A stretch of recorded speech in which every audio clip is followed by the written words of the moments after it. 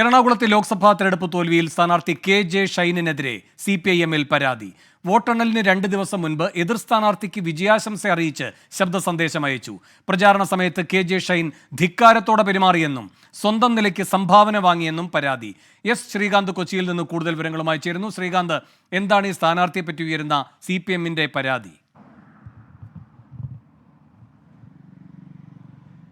കഴിഞ്ഞ ദിവസം ജില്ലാ കമ്മിറ്റി നടന്നിരുന്നു. അതിനു മുൻപ് ഈ പാർലമെന്റ് മണ്ഡലം തെരഞ്ഞെടുപ്പ് കമ്മിറ്റികളുടെ യോഗം നടക്കുകയും ചെയ്തിരുന്നു. അതിലാണ് രൂക്ഷ വിമർശനം ഈ സ്ഥാനാർത്ഥിക്കെതിരെ ഉയർന്നിട്ടുള്ളത്. അവർ പറയുന്നത് ഇങ്ങനെയാണ്: വോട്ടെണ്ണുന്നതിന് 2 ദിവസം മുൻപ് എതിർ സ്ഥാനാർത്ഥിക്ക്, അതായത് ഹൈബി ഈഡന്, UDF-ന്റെ ഹൈബി ഈഡന് വിജയാശംസകൾ അറിയിച്ചുകൊണ്ട് കെ.ജെ. ഷൈൻ ഒരു ശബ്ദ സന്ദേശം അയച്ചു എന്നാണ് അവർ പരാതിയായി ഉന്നയിച്ചത്.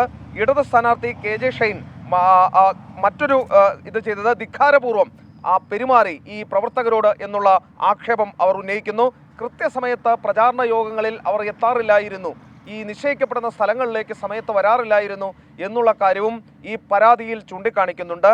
വിശ്രമിക്കാൻ AC മുറികൾ ആവശ്യപ്പെട്ടു എന്നുള്ളതാണ് മറ്റൊരു പരാതിയായി കെ.ജെ. ഷൈനെതിരെ ഈ മണ്ഡലം തെരഞ്ഞെടുപ്പ് കമ്മിറ്റി യോഗത്തിൽ അവലോകന യോഗത്തിൽ ഉന്നയിച്ച മറ്റൊരു പ്രധാനപ്പെട്ട ആക്ഷേപം. സ്വന്തമായി പണം വാങ്ങി എന്നുള്ള ആക്ഷേപവും ഉയർന്നിട്ടുണ്ട്. എസ് ശ്രീകാന്താണ് കൊച്ചിയിൽ നിന്ന് വിവരങ്ങൾ നൽകിയത്.